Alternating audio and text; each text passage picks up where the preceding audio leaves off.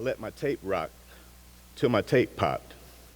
I let my tape rock till my tape popped. I'm a professor in the Department of Africana Studies at the University of Pittsburgh. That's the new ACC. I do my best to represent us. I'm trained as a literary critic and cultural theorist. I approach literature and music and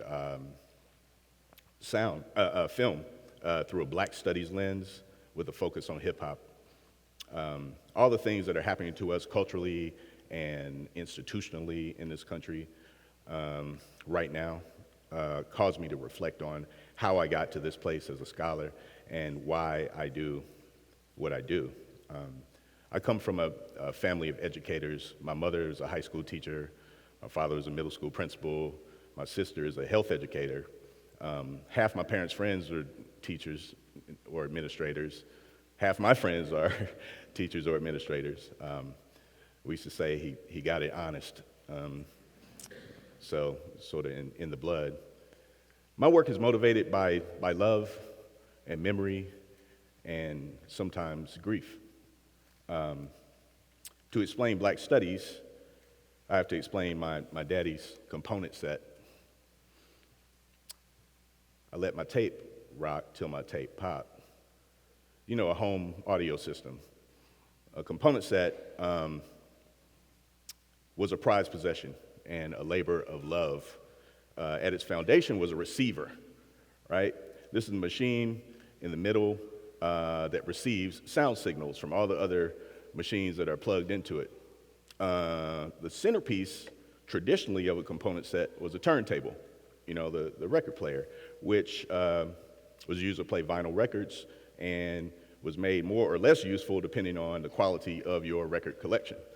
The sound of those records gets plugged into the receiver and amplified by your speaker system. Again, more or less useful depending on the quality of the machinery.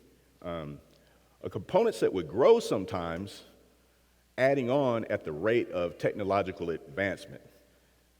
My father's component set included, along with the turntable, of course, an 8-track tape player. I'm taking some of you back, and some of you have no idea what I'm talking about. Right. This 8-track record player was eventually superseded by a cassette tape deck, first with one player and then with 2 players side by side. Next came the CD player to supersede that tape player.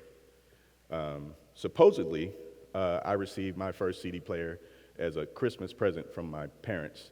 I say supposedly because I received the CD player along with 3 CDs. One was the best of Luther Vandross. You'll see what I mean. Jody Watley, and then one rap CD by a singing group called Rex in Effect that did a song called Rump Shaker. I say I supposedly received this as a Christmas present because that CD player was immediately plugged into my father's component set. So it was like our CD player, right, with Luther Vandross. I love Luther today, but I did, you know, they knew what they were doing. Each of these developments was a special occasion that merited a small celebration of sorts. When my father added something to his component set, he would call up his friends, my uncles, Uncle Donald Ray and Chubb and Cheek and my godfather George, and he'd say, hey, you got to come over to the house. I got to show you something, you know. And they'd come over to the house maybe with a bottle of Canadian whiskey under an arm and to see what the new surprise was going to be. And for a while, they would look at the component set and look at the new shiny thing that's attached to it.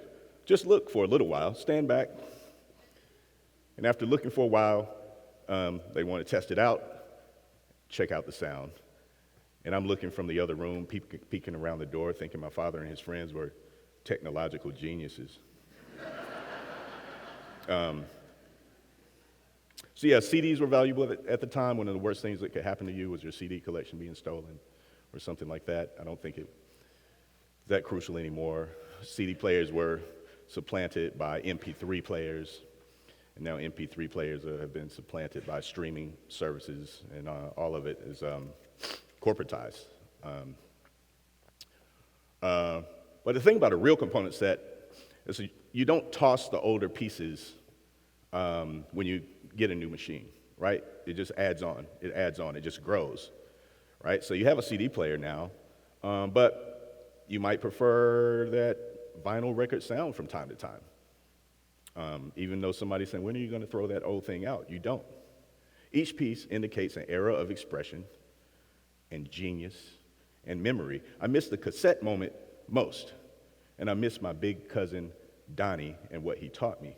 The cassette tape was special because it allowed us to listen, but also to conveniently record new sound.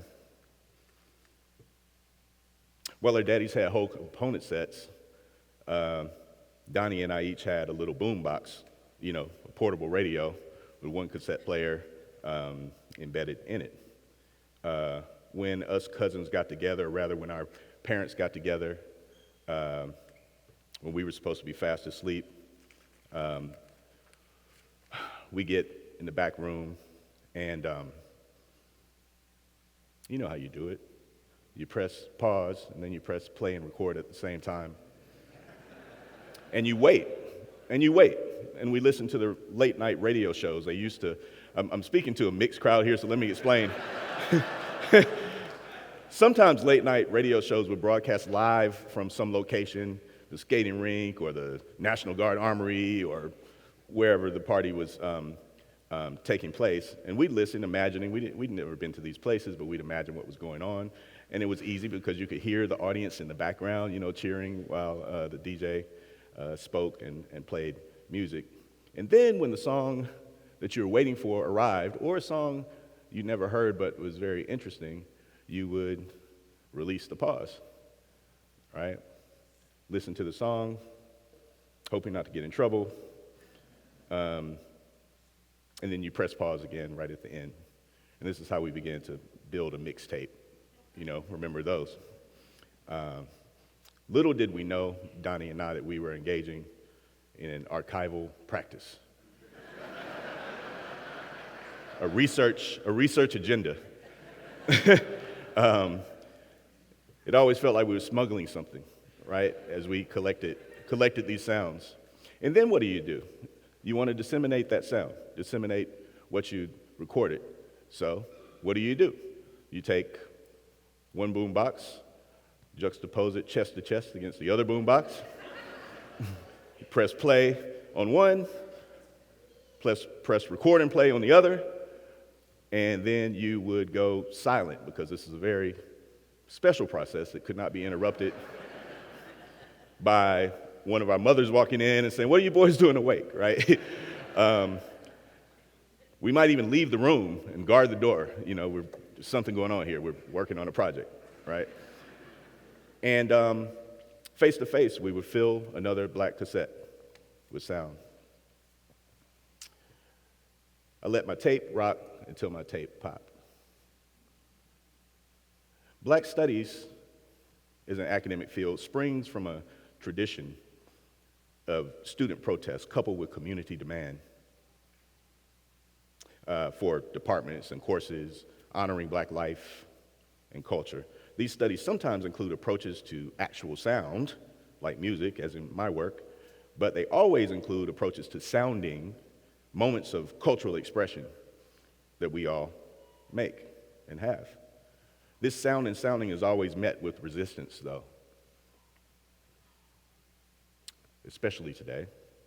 There's a segment of the population whose greatest fear is black people's capacity to read and remember things. So Black Studies is actually a project built around literacy, right? Especially as literacy in this country has often operated as a measure for citizenship and for humanity, right? And music requires a certain literacy as well. Every black music has been despised and villainized at some point. The spirituals, the blues, jazz, rock and roll, R&B, soul, funk, and of course hip hop have all been outlawed in some manner before being accepted as American music. Hip hop is unlike other black musical genres in that it is asked to say something, right? You don't just listen to the beat, actually. You hear a rap song, and a smart audience will ask, yeah, but what is she saying, though? You know, what is he saying, though? You know, I hear the rhymes, but what are they saying? People in the 80s and 90s were not afraid of hip-hop because of what rappers were saying. They were afraid of the idea that these young black people were saying anything at all, because the saying is the humanizing thing. I let my tape rock till my tape popped. The University of North Carolina, the finest public institution on the planet, the original ACC, was established in 1789. George Moses Horton, the so-called slave poet, authored the first book of literature published in the state of North Carolina, The Hope for Liberty, in 1829. Now, George Moses Horton notwithstanding, the North Carolina General Assembly wrote laws in 1818 and then doubled down in 1830, prohibiting anyone from teaching enslaved people to read and write. A year later, another bill made it illegal for any person of color, enslaved or free, to preach or exhort in public where enslaved people were gathered, like church. In other words, they were forbidden from speaking out loud. White people were fined up to $200 or imprisoned for teaching an enslaved person to read and write. Free black people were whipped up to 39 times for teaching. I come from a family of teachers. My family's getting smaller. Often when someone dies, they go from being a person to being an idea of a person. And it's our memory of the people we lose that protects their humanity. So my family lost a lot of people during and around the pandemic. My cousin Donnie died. My cousin Alan died. My godfather George died. Uncle Dennis, Aunt Barbara, my close friend Brian Horton died about 3 years ago. My daddy died a year after that, and my mother died a year after him. It's crazy. But Donnie kicked it all off. And losing him kicked a hole in my chest, really. And it's in collecting the details and those memories of the things that he taught me, my missing him and honoring our time together, that is a black study. It is a cache of memory, a black cassette. Black Studies is a humanizing project driven by memory and love. And here in this cultural moment, here in the United States, it is imperative that you preserve and protect your black studies, that you protect your cassettes, that you record, rewind, and play it back. Let your tape rock till your tape pops. Thank you.